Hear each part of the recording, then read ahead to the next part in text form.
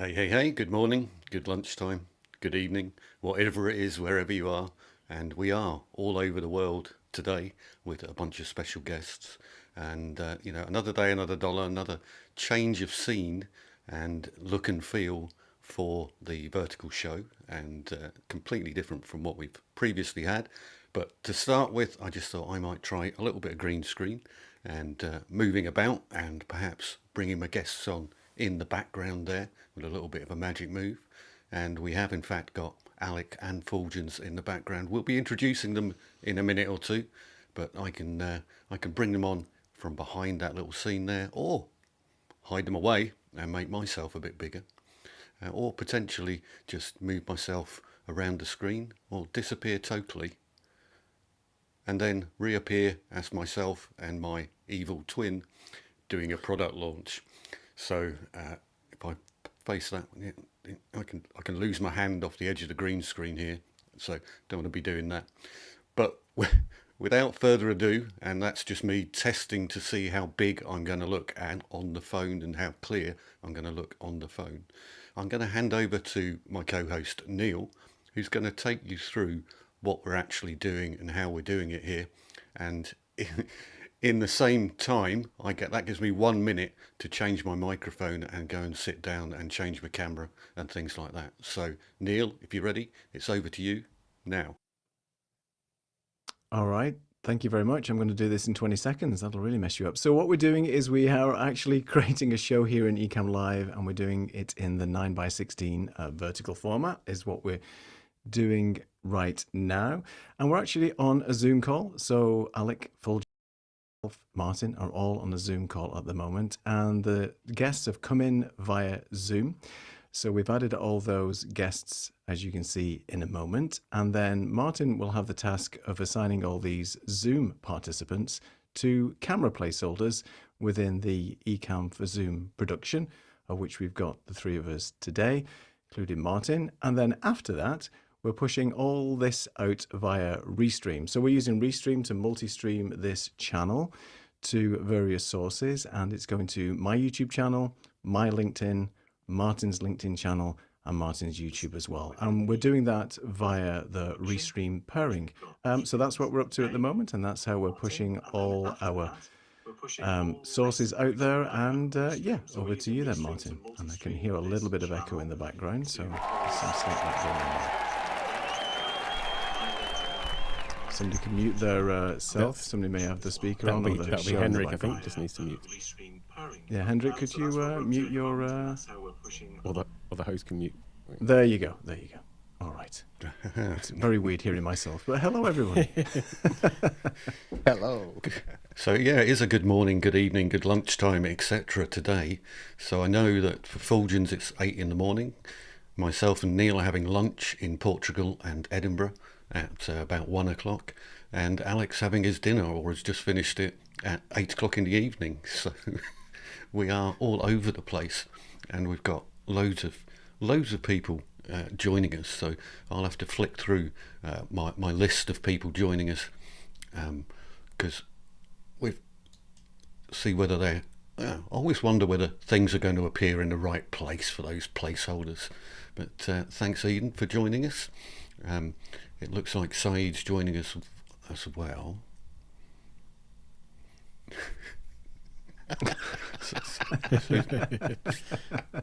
So you're totally ruining. Yeah.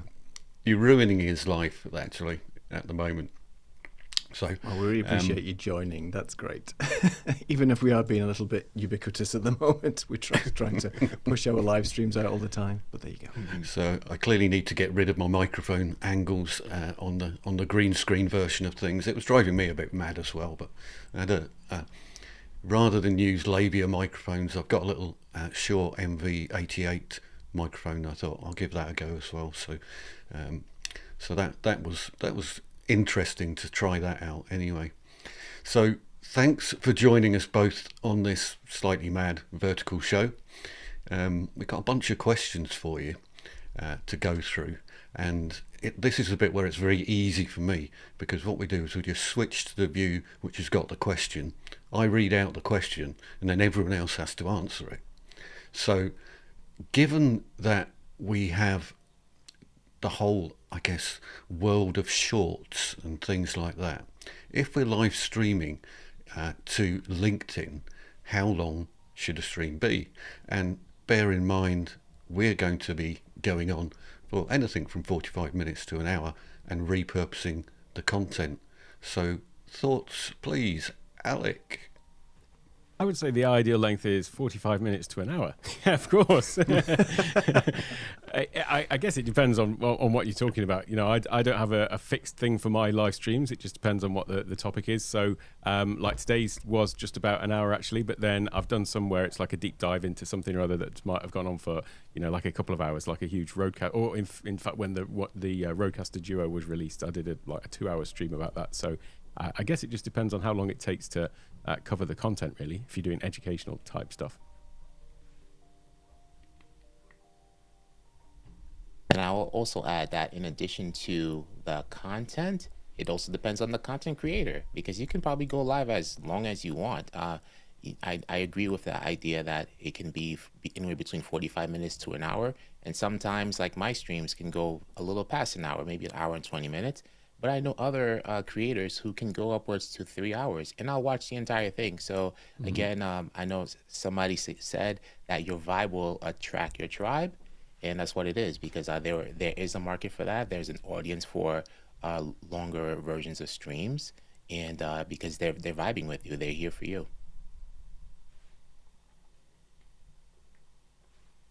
Yeah, I think I agree with everybody that's been said at the moment. 45 minutes to an hour is great. But obviously, if you are broadcasting a gaming session or something like that, they could go on for hours, and especially things like interview shows. So I've been on a show that I've hosted where just time gets away with you. You know, you have different people coming in at different times throughout that show, and it ended up being a 3.5-hour show, and I didn't even realize my intention was at the time to be like around 45 minutes to an hour, and lo and behold, 3 hours have gone by, and so on. So I do think it does depend on the content, but I think the more content that you have, if you are live streaming and you've got this content available to you and recorded, then it's a great opportunity then to slice and dice that, and you can make up sort of multiple shorter versions of the video, hopefully if the content's decent, that you can put out there and repurpose in other places. But as a rule, 45 minutes to an hour is great. And I think you did a whole load at Creator Camp last year, didn't you? How long do you think you were streaming for at Creator Camp? Oh, I think it depends. I think we for CCTV back at the time when we did that, I think the intention was to have it over the respective breaks. Each break was around an hour, but I think in the evening we sent Lisa out with a microphone with a radio mic and went round the entire audience there. So that went on for a couple of hours, I think, and then people kept coming in, wanting to be on camera. We were chatting to them and things. So yeah, I think that was a couple of hours for one of those shows, and people were still watching it and things like that. And I think with longer shows, people can sort of dip in and out, right? If they know the sort of the format and sort of the run of show, if they're looking at a particular guest or want to sort of join somebody later on, then maybe an hour later they could sort of pop back and see that we're still streaming and catch your favorite guest. But we try to be quick now and get everybody in 45 minutes. So question for everyone. Have you ever gone live for longer than you thought you'd gone live because you hadn't actually stopped, hit the quit button, and you're still live, or accidentally gone live? I guess I'll answer that question. Well, I didn't intention to go live, as I mentioned, for that period of time, but I hadn't done it whereby I'd forgotten to press the button, so I wasn't having my dinner or working away and it was still live streaming. I haven't done that yet, touch wood. So I've always remembered to press the stop button after the live. So no, that's not happened to me. I'll tell you what I has haven't done that happened in a to me. live stream, but I did forget to end the recording once. I was in the middle of a recording, and then my son or someone came to the door, and I went to go and go to the door, and then we got distracted, and then I didn't come back till the following morning, and then it just sort of like, it was still running, and I'd got this like huge file. Wow! At least you didn't run out of disk space. That's Well, yeah, it's amazing that I didn't actually. So I was like, quit, delete. Wow. And I think it was early last year, Anna and I were hosting ENN, and we had Mary Lou join. And at the very end, when we're saying goodbye, we're pulling up the comments and everything. Mary Lou, I don't know, I think she had something on her head, or she had a wig. She snatched it off, and everybody was like, ah!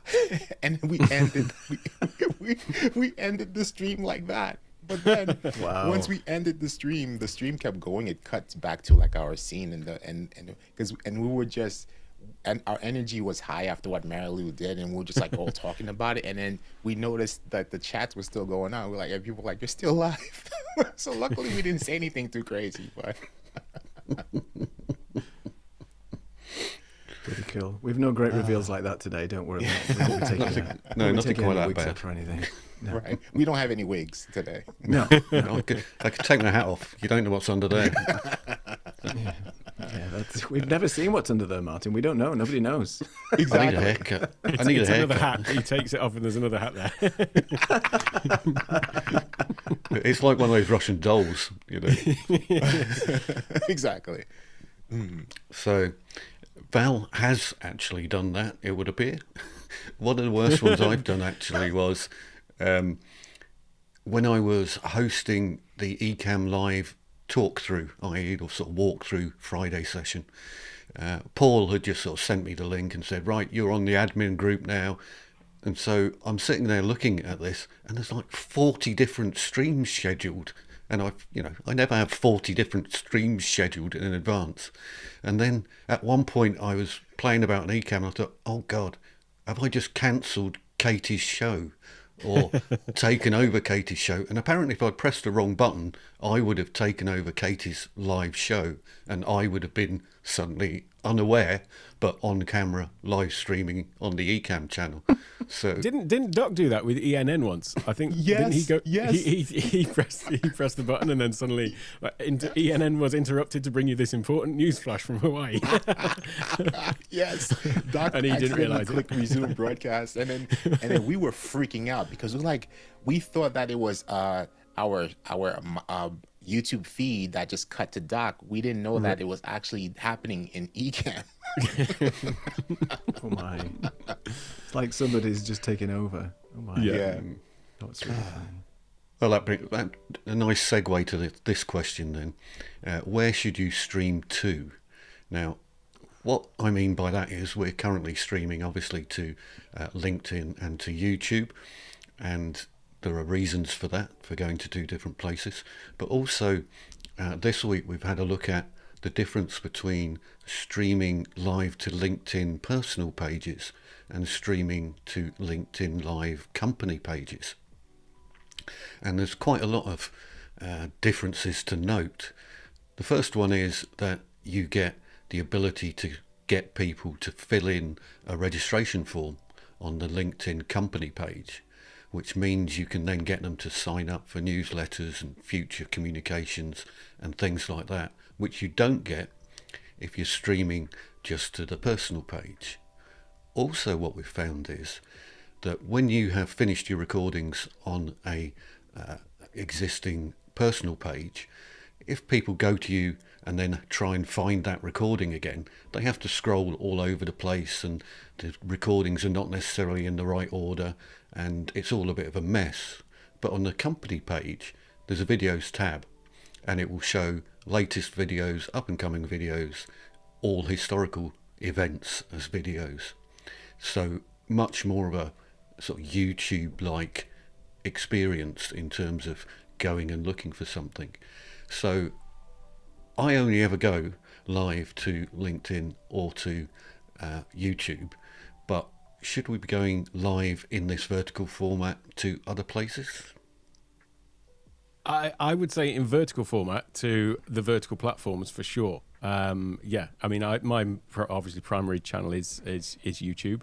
I'm not personally going to be doing vertical streaming on YouTube just because it lives in the main feed. So it means that people are watching on TVs, and I've had this before. I've come across a video and it's like a vertical strip down the middle of the TV, and I basically skip over it if it's in that format because it's not the correct one. So I'm still going to focus on the regular aspect ratio for YouTube, but for LinkedIn, obviously most people are in vertical format. I don't really look at LinkedIn too much actually on my desktop. That's where I take a quick look at it, but it is something that I'm more likely to just browse like with a coffee over my on my mobile.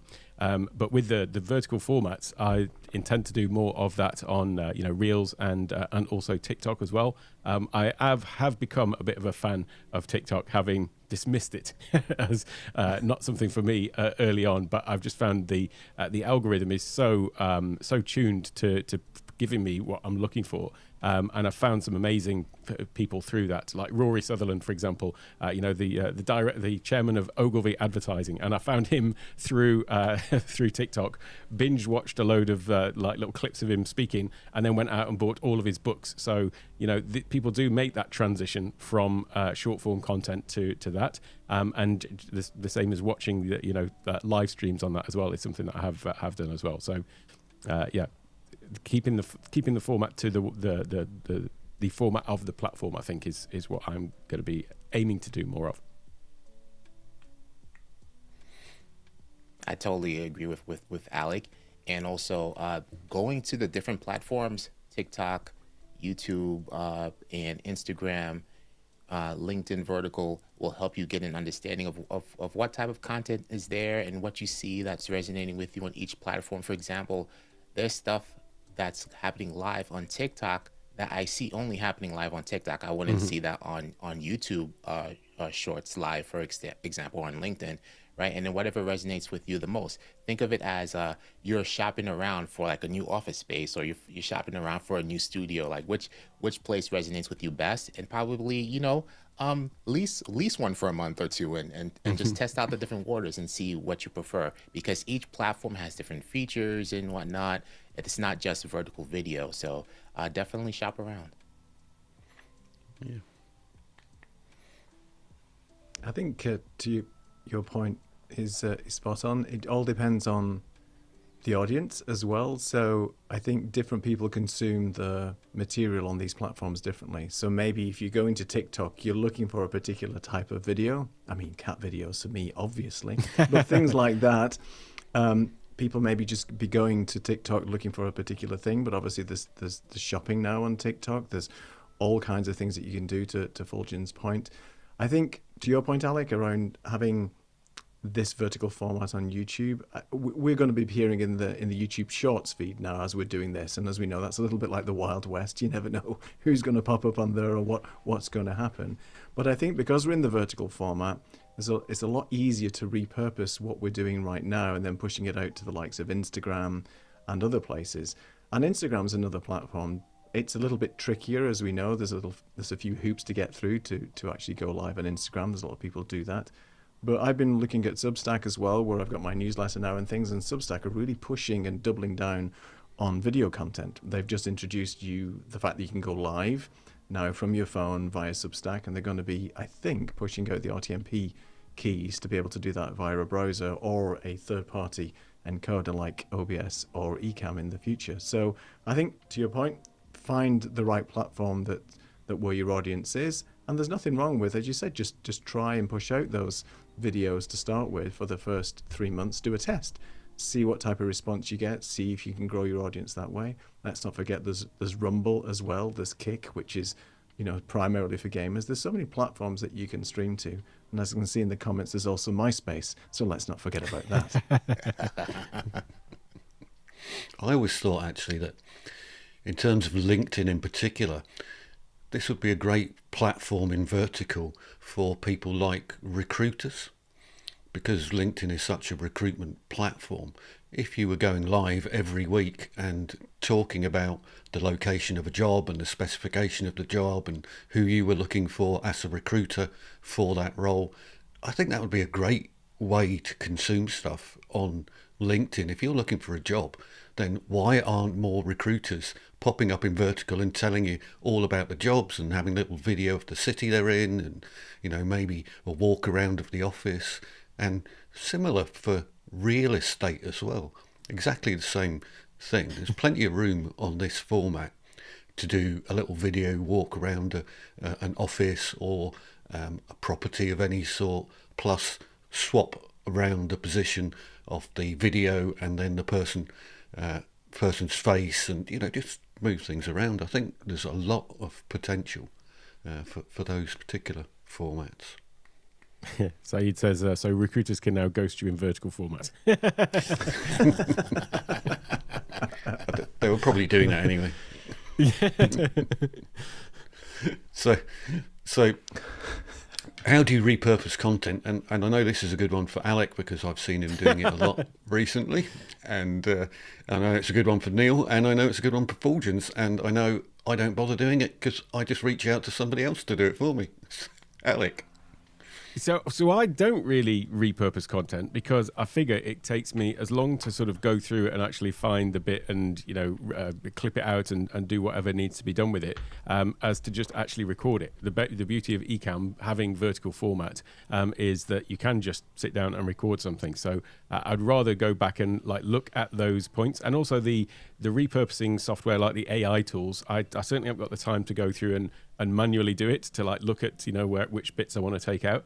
But there's some of the AI tools, I've never really liked those. I always feel that they don't quite yet do a great job of just picking out like a really good thing and editing it together. It always has that sense of I've almost been dropped into a conversation and then doesn't necessarily resolve. Whereas if you actually are more intentional about what you're planning to create as a bit of short form content, then to be able to just go in and have like a very clear beginning, middle and end, and, you know, maybe even a hook at the beginning and some bit of content that you're going to deliver, then for me it's easier to just record that.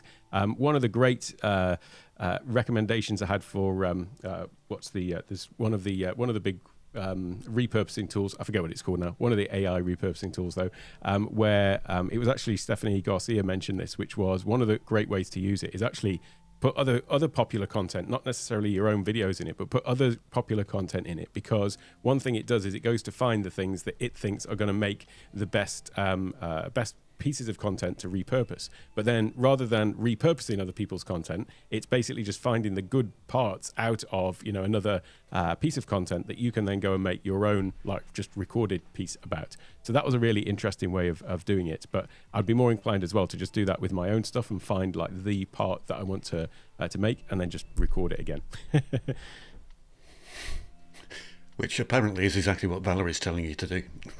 Yeah, that's it. Don't bother repurposing. Just press record, and then a minute later you're kind of done. It's not quite that. I mean, I have to go and put captions and stuff on, but like, I did 30 videos for 30 days of Ecamm in December, and those were just all, you know, one take recordings about Ecamm, and then I did take them into CapCut afterwards to put on captions, and once they were in CapCut, I dropped on like a standard outro to all of them and trimmed out a little bit where they were slightly over like a minute long, but essentially, yeah, still the one take in Ecamm is all the way for me. Fuljens, you've done a lot of different shapes and sizes and all sorts of things. So what tools do you use, and which ones do you like, and which ones don't you like? Yeah, definitely. So me, the same thing. I barely repurpose like content, especially when it comes to all like the horizontal content for ENN and building blocks. The only times it would probably repurpose if there's like a specific guest who is giving like an eCam testimonial. How did they come across eCam? Every now and then we'll repurpose that, but not into vertical video per se. But for certain projects that I do have to repurpose content and create vertical video, I don't like the AI. I'm not too used to the AI features and stuff like that, AI tools. I go straight to CapCut. I have the CapCut Pro plan. That is my go-to for day-to-day editing, especially verticals. I can easily format into vertical format, and I have the captions there. I can animate the captions, add my transitions, and I'm in and out. So I love CapCut as my go-to without having to rely on those automated AI tools.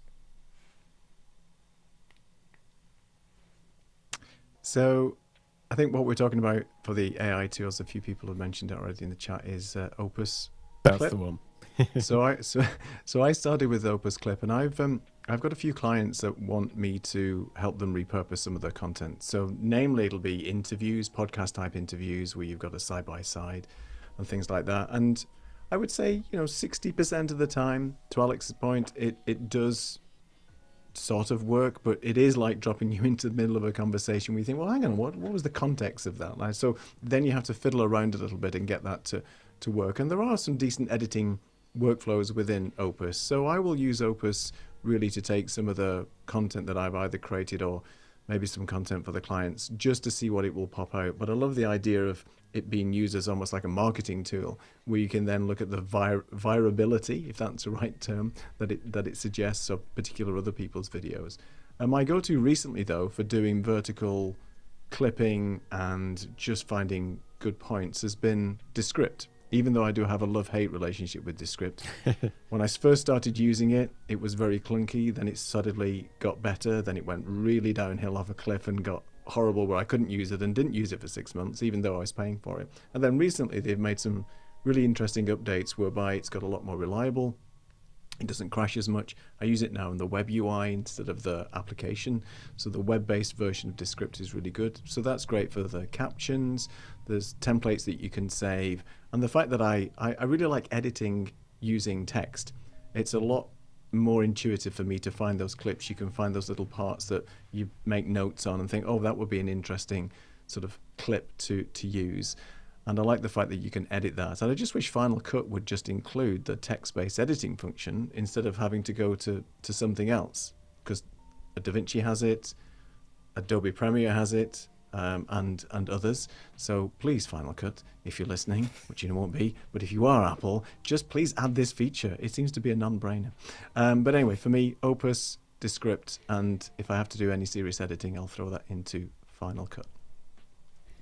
Now, another reason which I thought, and I've not mentioned it because I was waiting to see if anybody else was going to mention it, but in particular with LinkedIn, we have this weird thing where if people are watching this live on their phone at the moment, it will look terrible. But if they watch it in the app on the replay, this will come out full screen and it will look tremendous. And in fact, better, I think, than any other platform, because you can just tap a button and all of the nonsense goes off the screen. So all you see on the screen is what we're looking at the moment. There's no blurb. In fact, there's one line at the bottom maybe and a tiny bit at the top, but almost nothing on the screen other than the full vertical content. Now, because of that reason, it tends to mean that your live content isn't looking very good on LinkedIn. It's certainly not on the phone. It looks fine on a big screen, but similar to Alec mentioning earlier, you do have to have a really big screen for it to look good in landscape format. But on the phone, it looks great. So in terms of repurposing content, my thoughts are I should be able to get Neil to repurpose some of the live clips in order to repost it on LinkedIn and direct people at the replay of the full content, if that makes sense. So by recording the content and then clipping it and then reposting it to LinkedIn, the idea is that we go round in a full circle and people actually come back to the phone version of the full content, which looks really, really good on the phone. So just going to click up a couple of things here.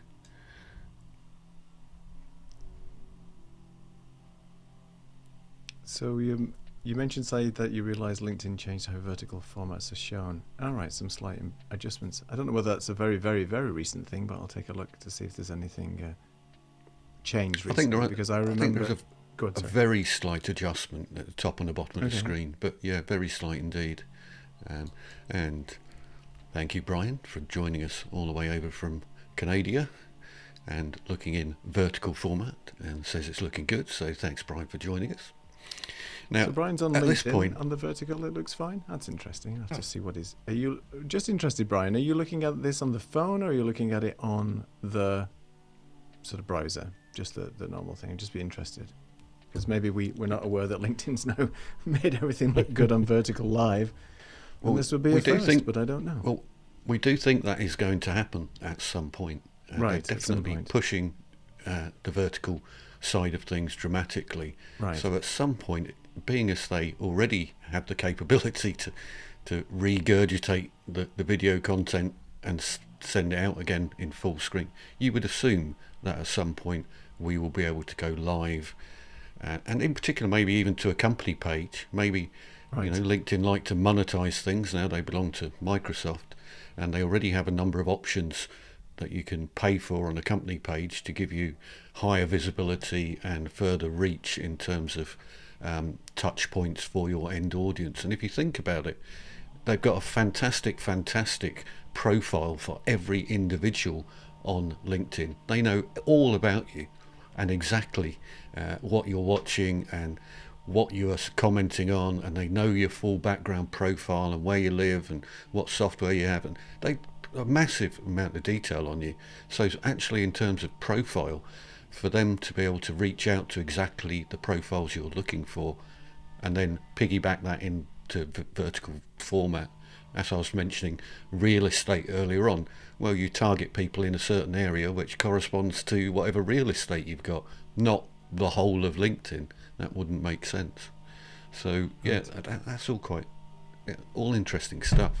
Now at this point, in terms of run of show, what I thought I would do is flick through to this scene and reveal a streamer live where we asked the audience a bunch of questions, but we broke it. It's not working. We broke it. So sorry about that.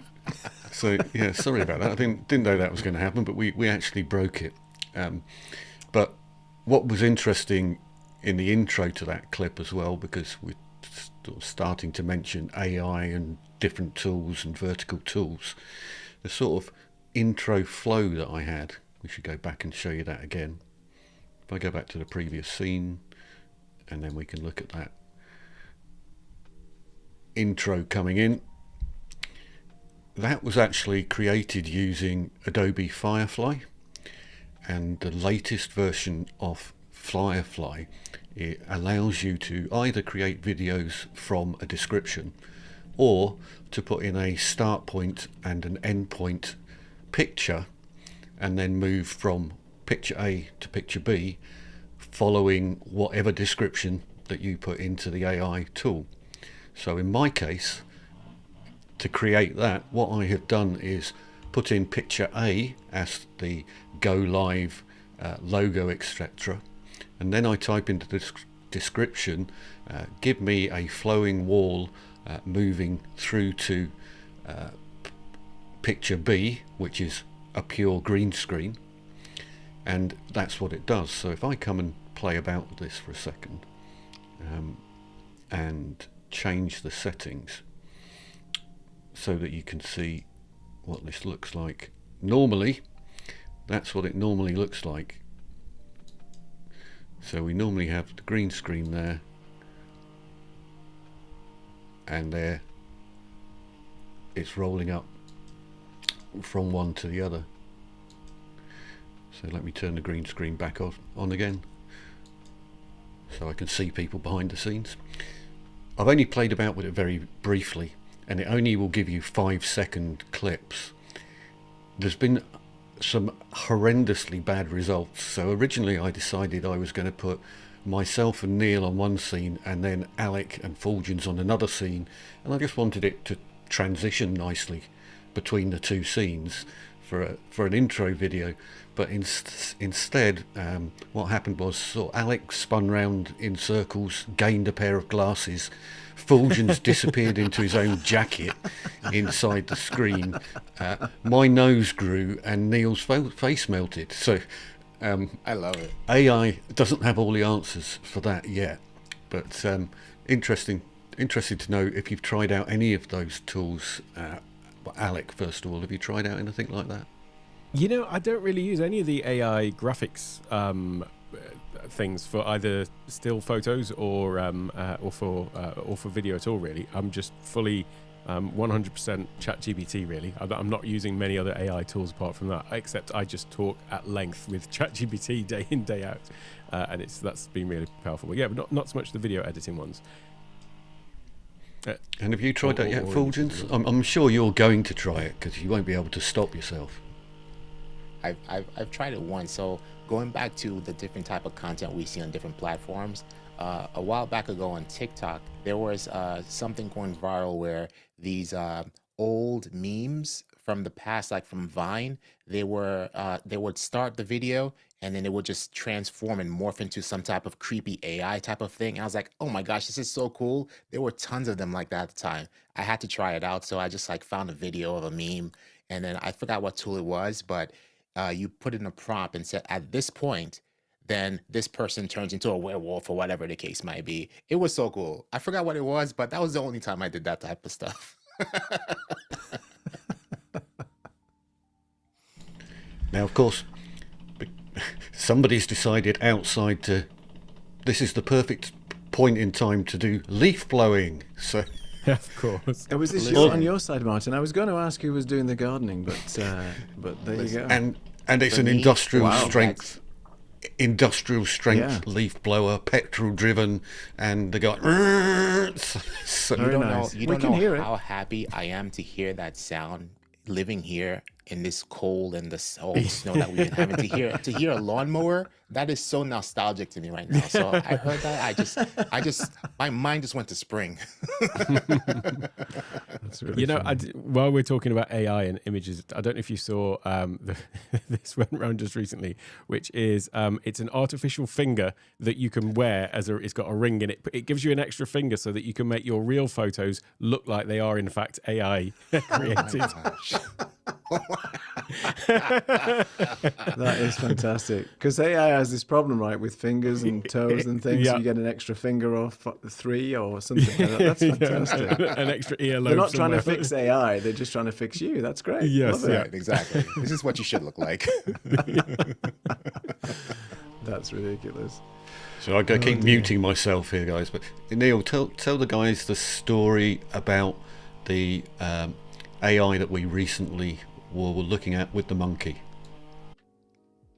Oh yeah, so there was there's a video going around on YouTube. So it's a lady called Premiere Gal, and she does a lot of tutorials on Adobe Premiere. And she was trying Firefly out for the first time. And one of the videos that she was doing was just putting in a few prompts and testing out how well it did from a video perspective. So it's this 5-second video clip, and she said, video clip of a monkey, and it's eating a banana. And then it just puts the banana down. Very simple prompt and so on. And she tried it a few times. The first couple that came up with was like the monkey decided to come out. It looked a bit weird. The banana was all a weird shape. And then it slapped the banana on its head or something, and it all just sort of morphed and disappeared. It was the weirdest, most bizarre thing. And she tried a couple of iterations, and none of them were very good. Let's put it that way. So it's got a long way to go. But I mean, I use AI for generating some thumbnails and backgrounds and bits and pieces, and I've been probably using Midjourney now for about 6 months to a year, actually, since it's been around. But I've not tried the others. I haven't tried Adobe Firefly. I love video, and I would love to try and create some AI video stuff similar to what's been out there with Sora, but Sora's not available here in Portugal at the moment. And if you want to use it in anger, you need to get a ChatGPT Pro account, which is like $200 a month. And I don't think many people have got $200 a month to play around with AI video for a while, unless you're that way inclined. So I think it's going to get better because some of the results that I've seen are amazing, but at the moment it's at a cost, and it seems to be any type of really good AI, there's a price tag associated with it, especially if you want to clone yourself and do videos and things like that. So watch this space. It's evolving so quickly. I think in 6 months to a year we'll be talking about something different again, no doubt. I think the interesting thing for me was that they not only had landscape, but they had portrait versions in Firefly. So they're now expecting people to play about in that particular format. And on that same video, I think she had a bear going into an igloo. And she just said, bear comes around, sniffs, goes into igloo. And the bear came around, sniffed, went into the igloo, and then came out backwards. And it was, what's it doing? So they then tried it again with a slightly different prompt, and the bear just came out of the igloo and went off the screen. It's, what's going on?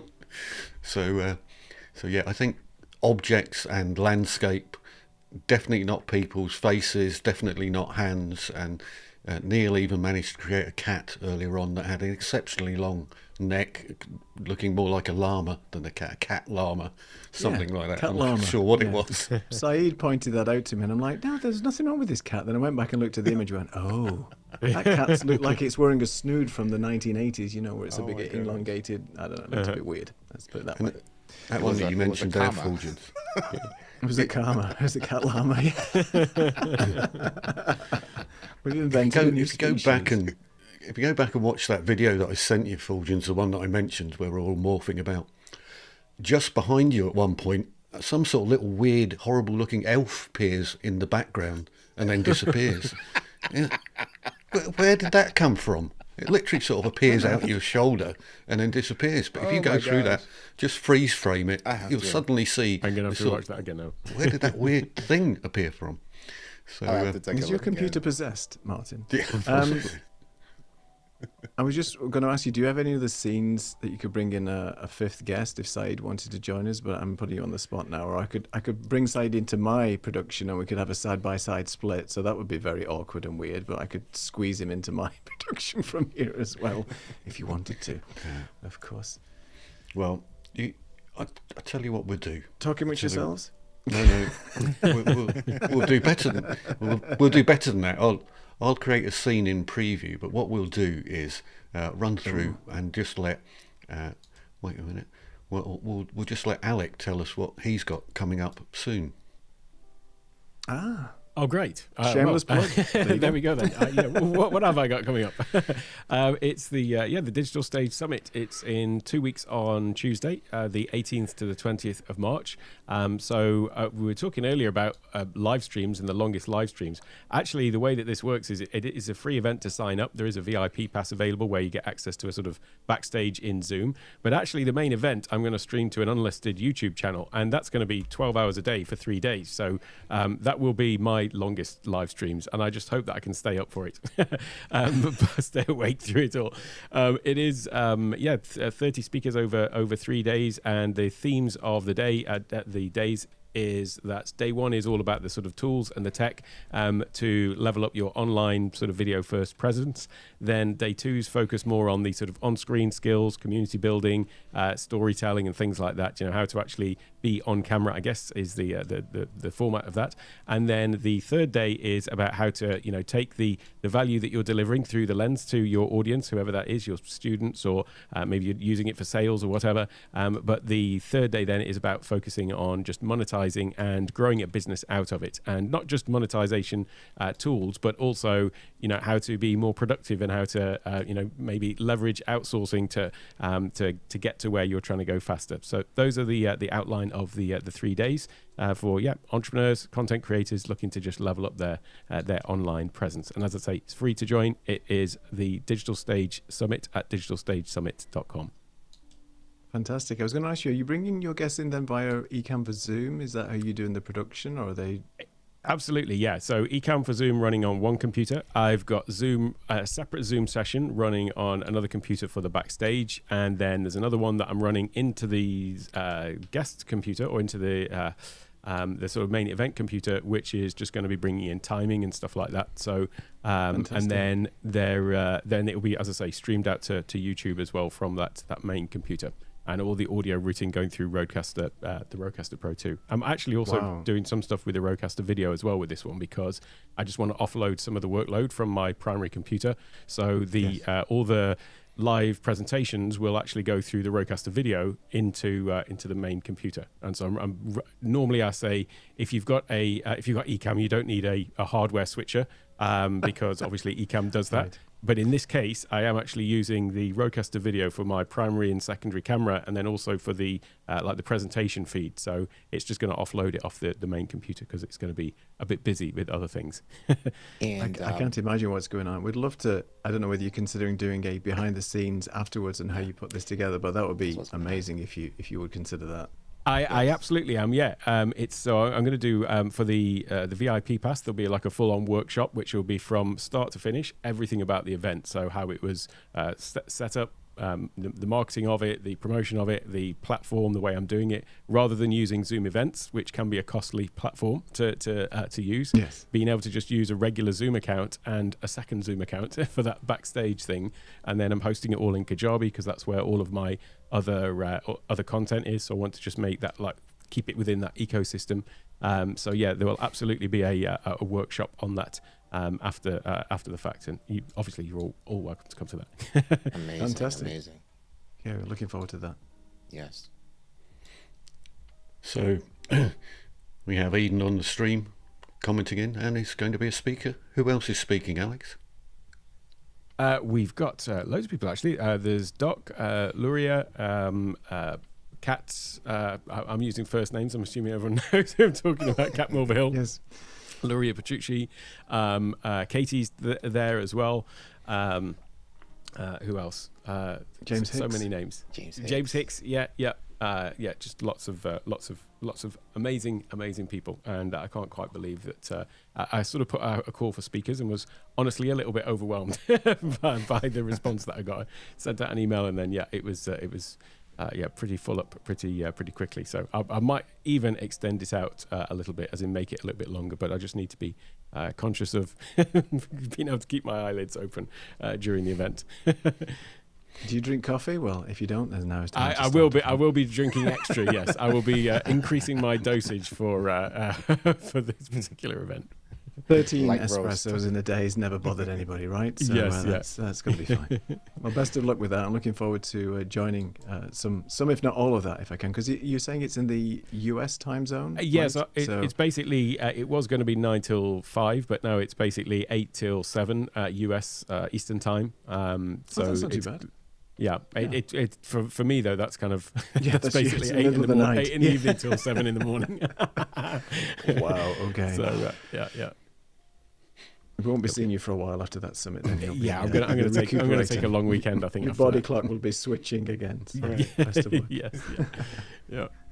So on Hello, my Saeed. request, I brought Saeed into the production, There and he he's is. just added that extra bit of colour and pizzazz to what was already a bright-looking production anyway, I think. But thanks for joining us all the way from Dortmund. Tell us, How are are you you today? going to be doing stuff in vertical? Have you already done stuff in vertical? Do you like it? Don't you like it? You know, I failed with doing stuff in horizontal, let alone in vertical. So maybe next year. Just small anecdote. Last Friday, I think I thought, why not stepping aside of my comfort zone and go live on LinkedIn? I haven't been live. Usually, I do all my stuff in Zoom, for example, and using all the OBS magic and virtual camera and stuff. And, let me try it out and see what will break.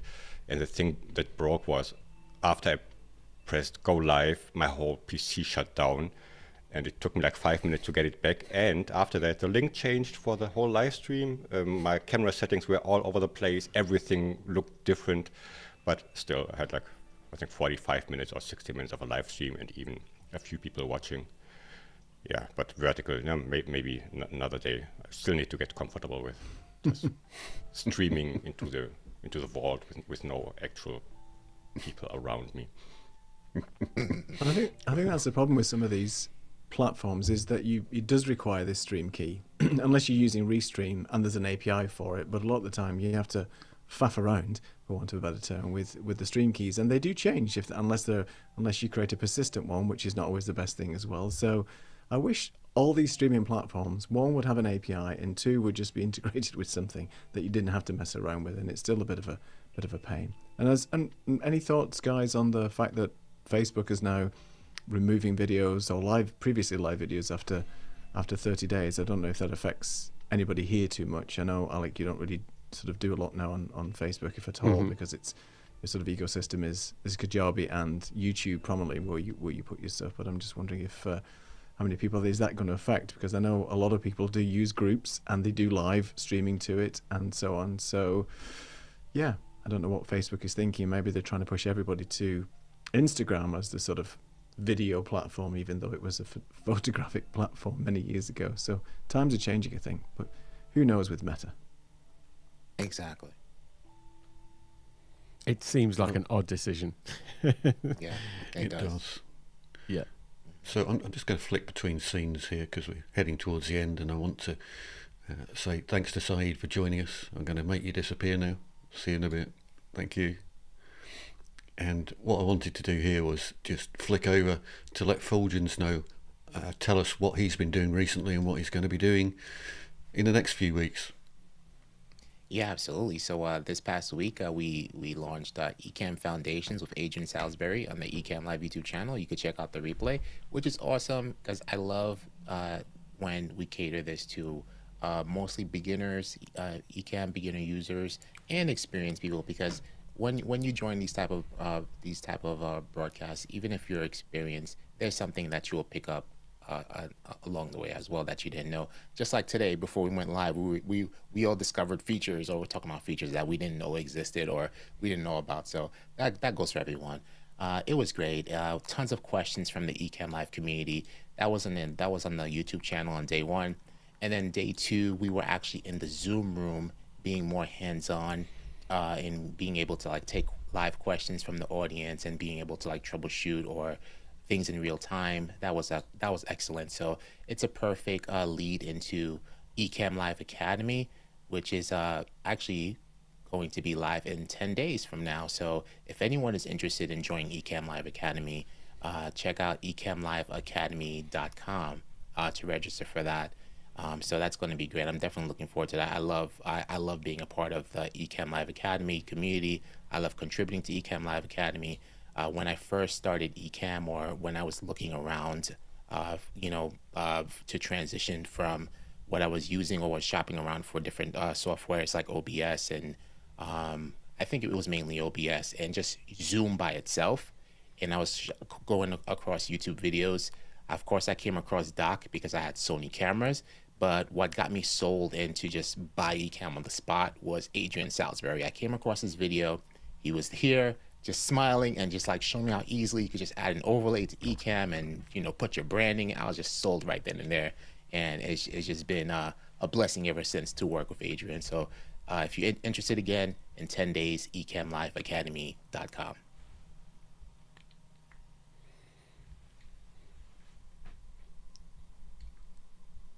So that was another one of those weird transitions, but the kind of melted. the I was slow waiting to see what was reveal. happening. It's Who's like a big behind the vault door? door, Ooh, like a what's big vault door. All happening? this gold just falls out of something. You need a sound effect, Mario, like a when it There's opens. another. Look out for text as well. It does weird things with text. It sort of suddenly morphs the letters round, and you might get a rude word appearing accidentally from your title or something. You're not Yeah, trying just- to sell this product, are you, by any chance, Martin? It's Yeah. not, I'm not sold on it right now. I think it needs a little bit of work. Sort of, they need to morph together the words Martin and morph, but I don't know what that would be. But Morphin. morphing, yeah, something. There's a Martian. I don't know. There's something in there.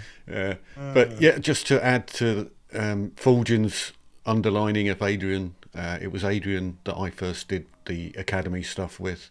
So certainly, if you're doing that cohort approach, that's great. Alec has also got a massively wonderful cohort program plus free content for Ecamm Live Learning if your preferred method is to sit and look at videos. So yeah, horses for courses. Also, Neil's done a set of intros to Ecamm Live as well. So there's a lot of Everybody's stuff out there. had a dabble with. There's have. plenty of content, and that's what always surprises me with the Ecamm Farm. Right? It's like I can't find how to do this. Well, there's only 250,000 videos out there to choose from. And I think we spoke about this before, but real quick, I think people just generally just want the answer, right? They just want to get in, get out, and post a question. Please tell me the answer, then I can just get on with my day. Which is nice, but I think there's so much content out there now available for Ecamm and other products. It's just a matter of finding it. But yeah, there's a wealth of information here. And I learned a lot from Alec watching his videos when he originally started with Take One Tech and Ecamm. And I remember joining one of your shows originally, Alec, when you put the link out there. I did not know what was going on, because what was very confusing for somebody who's never been a guest on a live show before is I wasn't aware of that 15-second delay. So I'm there like a rabbit, like this, and Alec is going, "Hi Neil, how's it going?" I'm like, "But I don't see your lips moving on the screen because I'm watching the YouTube video and it's 15 seconds before." It's like he's speaking to me from the future. I just didn't understand what was going on. So it is a bit daunting and a bit difficult when you first get on there. So the rule is, turn off YouTube, don't watch it, and you just focus on here as we're talking now. So you live and learn, right? Yeah. Great point. Yeah, so very, very weird. So I think we've probably gone almost as far as we can with vertical at the moment, but because Neil and I get a chance to talk about what we're going to be doing next as well, I thought I would bring up this link here.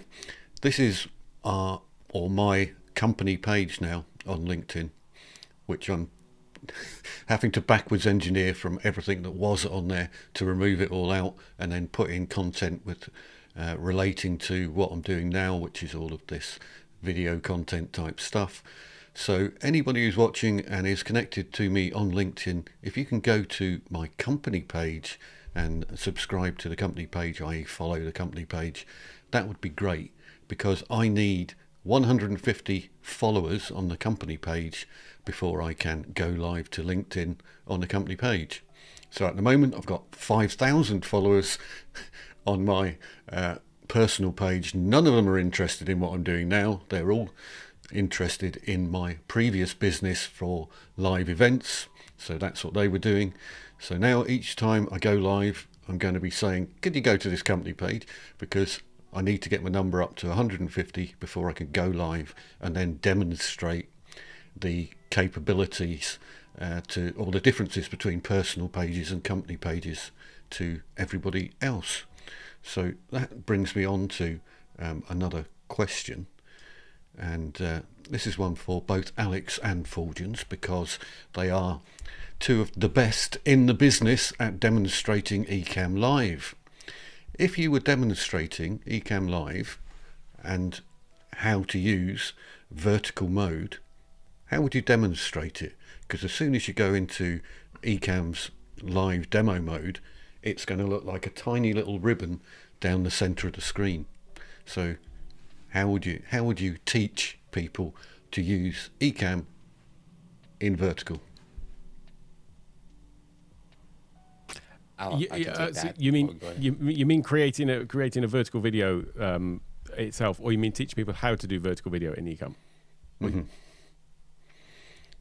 So I think he means sorry. So if you're in a widescreen format, Martin, and you want to show people how to do vertical, but keep the vertical format, or are you talking about if you're in vertical format and you go to You just have a monitor that is in vertical format, like I've got there, and then you do the demo on that, and then the live demo mode would also be in vertical.